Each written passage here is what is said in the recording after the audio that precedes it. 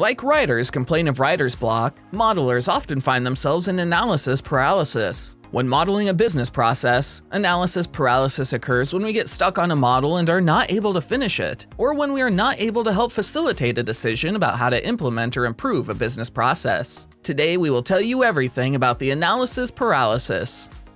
Got a coffee break? Embrace your inner wolf, step up. Forget titles and hierarchies. It's all about problem solving. Lead or follow to ignite outcomes. Play your part, embody our brand. Zero excuses. Build your wolf pack, savor victory. Validate your expertise, attain mastery. The road to freedom awaits. Engage, flaunt our brand.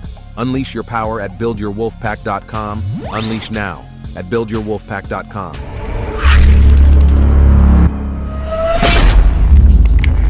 7. What is analysis paralysis? The term first emerged when Barry Schwartz, a psychologist, introduced the concept of the paradox of choice. According to Schwartz, more options often led to more confusion, indecision, and anxiety among human beings. For years, the concept of analysis paralysis has been applied to consumer decision-making and the importance of being able to simplify the path to purchase. However, analysis paralysis isn't just a problem facing modern consumers. It can also impact the workforce too. Just like your customers, employees in the modern workplace can often feel overwhelmed by the sheer volume of data they have access to and the multitude of tools they have to leverage that information. This issue has grown even more significant in the world of hybrid work, where staff are dealing with increasingly complicated workflows, disjointed communication, and a range of software tools. So, how do we address the issue of analysis paralysis in this new landscape? 6. Analysis paralysis in the new workplace. The hybrid working model is considered by many to be the ultimate solution for the return to work. It provides companies with access to the perfect combination of in-office and remote working benefits. On the one hand, you have remote work, where employees can achieve better levels of productivity and improved work-life balance, while companies benefit from smaller overheads. On the other hand, hybrid work also allows for the maintenance of the traditional office space, where teams can come together to collaborate in person, maintain strong workplace connections, and drive improved company culture. Unfortunately, there are downsides to hybrid work too, particularly during these early stages of evolution. As companies attempt to build the perfect hybrid working landscape, many are dealing with multiple overlapping tools, disjointed communication, and imperfect strategies for collaboration. Dozens of crucial tools, collaboration systems, analytics services, and sources of information working together at once creates confusion, inconsistency, and ultimately, analysis paralysis. Even before the pandemic, the average knowledge worker spent around 30% of their workday searching for information. With many companies now using 4 to 7 collaboration tools on average, not to mention a host of other applications, that percentage could grow even further.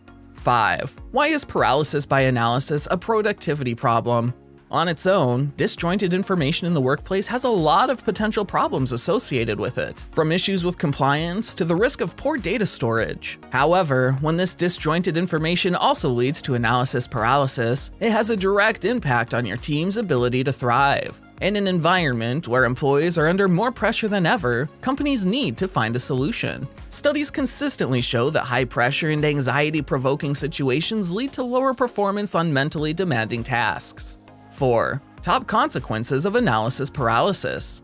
The more your employee has to search through various apps, tools, and piles of data to find what they need, the more likely your company is to struggle with 1. Lost productivity. Analysis paralysis often stops employees from performing well by forcing them to spend too much time overthinking each step of their strategy. 2. Reduce creativity. Struggling to access the right information in a consumable manner means employees have a harder time thinking outside of the box. 3. Lack of engagement. The more stressed your employees are by issues of analysis paralysis, the more likely they are to lose interest in working for your company. All of these repercussions also lead to another problem: poor customer experience. Unproductive, uncreative, and disengaged employees can't give your customers the amazing experiences they deserve. 3. How to overcome paralysis from analysis. While analysis should always be a crucial part of the business journey, you should ensure you're analyzing information the right way. Provide agents with relevant information. Avoid information overload by building specific informational dashboards for your agents, supervisors, and other members of your team. For any information your agents don't need instantly, create a knowledge base that's easy to search through. You could even use virtual agents to help agents surface crucial data. Use data for decision-making. Use the long-term data your company collects to predict potential trends in customer demand, service patterns, and more. This will help you to prepare for any potential issues that might affect your team's productivity. Provide training. Ensure employees in all environments, remote and in the office, have access to the right training, guidance, and support to help them make decisions at speed. Create policies and procedures for team members to follow when dealing with complicated issues, so they spend less time wondering what next. Encourage agility. Encourage team members to make agile decisions by training them on team best practices and using gamification. Competitions based around crucial customer service KPIs can motivate and engage employees, while simultaneously preventing them from moving too slowly when making decisions. Respond quickly to problems. As you continue to develop your hybrid workspace, keep an eye on areas where your employees seem to struggle with information overload, analysis paralysis, or even just limited access to information. Gathering feedback from team members will help you to optimize as you go. Keep your team moving forward. Analysis paralysis is a growing issue in the hybrid workplace. As companies everywhere attempt to adapt to a new age of hybrid and remote working, it's crucial to ensure your team is leveraging data as effectively as possible. Like thoughtfulness, the desire to get it right is an admirable quality, but if you try to weigh every possible outcome, the same quality can also lead to analysis paralysis. The HBR article provides some questions you can be asking to transform a decision into more manageable chunks. Taking this thought a little further, remember that you know what doesn't work at your organization, and you know the people you're working with. So come up with 2 or 3 viable options based on your knowledge, and research and analysis, make a decision, and take action. Your way of decision making doesn't have to consider every single way of doing things or every possible outcome. 2. Stacy Barr's 9 Steps to Avoid Analysis Paralysis. Stacy Barr, a performance measure specialist, outlined a great guide on how to avoid analysis paralysis. When it comes to structuring your research process so you don't trigger the vicious cycle of data collection, she advises breaking it down into 9 steps. Phrase the question. Formulate the question accurately and clearly.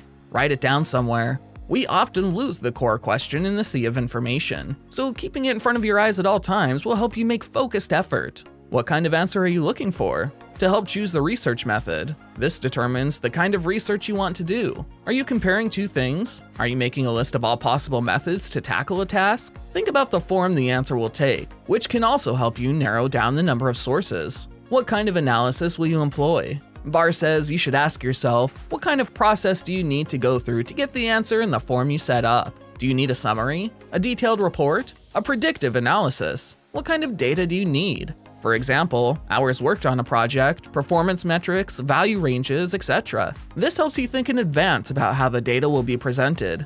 Gather the data, sort the data, and validate it. The previous step includes gathering the data without being too detailed yet. Only when you have all the resources available should you start checking for more in-depth mistakes. All the while, however, resisting the urge to go back to step 5. That step is done, and you can only move forward.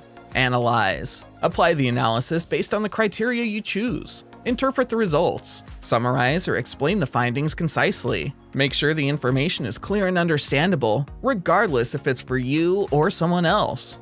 1. In conclusion, analysis paralysis is a very real problem and one of the major causes for procrastination. Our productivity is impacted not just by the time wasted on research, but by our mental energy being drained and our self-confidence plummeting. While there are ways to dig ourselves out of the overthinking cycle, the best method to combat this phenomenon is to work on being more mindful, researching smarter, limiting our time, getting used to uncertainty, and working on our self-confidence, just to name a few. Since analysis paralysis can have different triggers, the solutions can vary as well. Make a conscious effort to find out what those triggers are for you, and you're well on your way to make a fast recovery. Do let us know in the comments if this ever happened to you. Thanks for watching.